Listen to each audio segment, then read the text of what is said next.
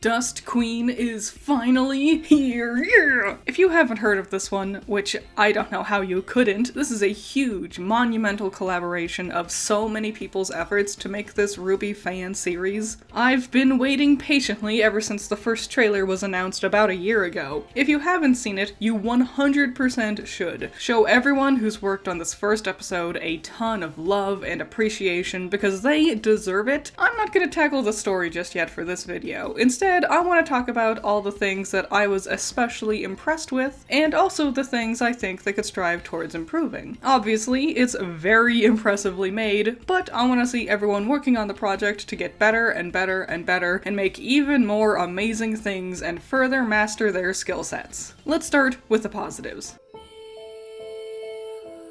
I'll start with the most obvious things. First, the voice acting is all legitimately impressive. I'm amazed how much the RWBY girls' voices sound nearly identical to their canon show counterparts. Early bird gets the worm? Or the wolf? Wolves? That's the one who was last to wake up this morning.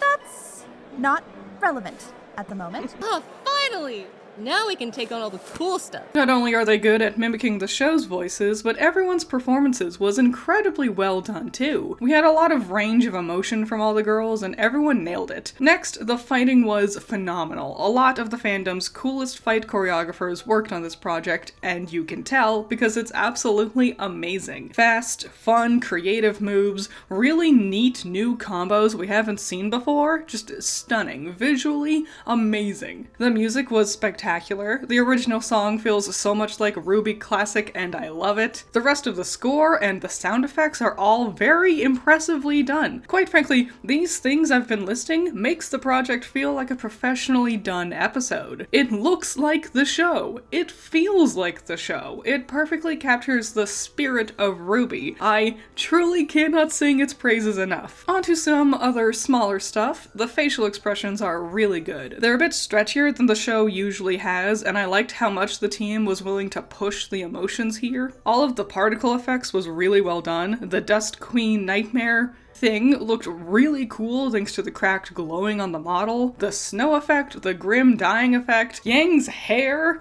They made Yang's hair look like literally the same as the show. I'm amazed. I also really liked the grass. It looks nice, and the sky looked really good too. I liked how they did the clouds. Listen, someone had to make the grass and the sky, and I want them to know that I noticed your effort, and I appreciate what you've done. Last thing, I really liked how Blake's bow emoted like her cat ears. It's a little detail, but I thought it was very cute and funny.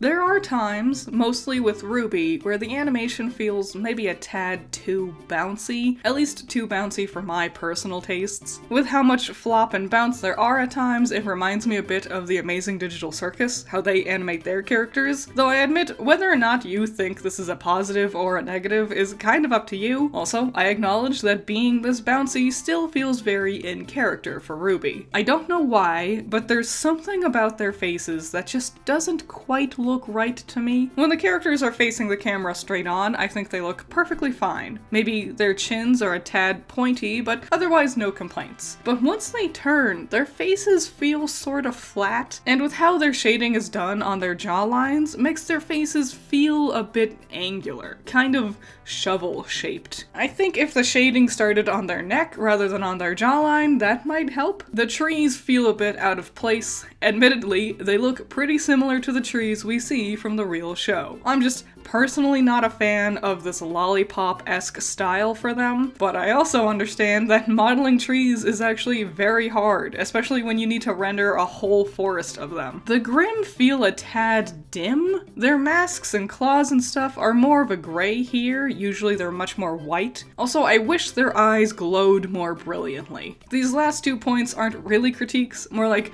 weird little inconsistency things I noticed. Like in this one shot, RWBY has highlights on her model well, but then it just goes away in the next shot. I don't know why just this one shot was so reflective. It looked really good. I'm just confused by the inconsistency. Also, this last one's just a nitpick. The ice on Crescent Rose seems to be all cleared off, but then after the fight, the ice is suddenly back. The moment was funny. I just wish there was still some clearly visible ice chunks stuck to the scythe beforehand, so it transitioned to this moment a bit more smoothly, you know? But overall, like I said, the episode is really, really impressive, and you can just feel how much love and effort everyone on the team poured into putting this together. I am now ready to once again be patient and wait for the next episode. I'm so intrigued by what they have in store, I'll be on the edge of my seat waiting for episode 2. And while we're waiting, like I said, make sure to go check out the Dust Queen episode and show them a ton of love and support in the comments. They deserve it. Shout out to my $10 patrons, you're all amazing. Andrew, Valhalla Knight, Chamomile, Classy Critic, Genital War Thunder,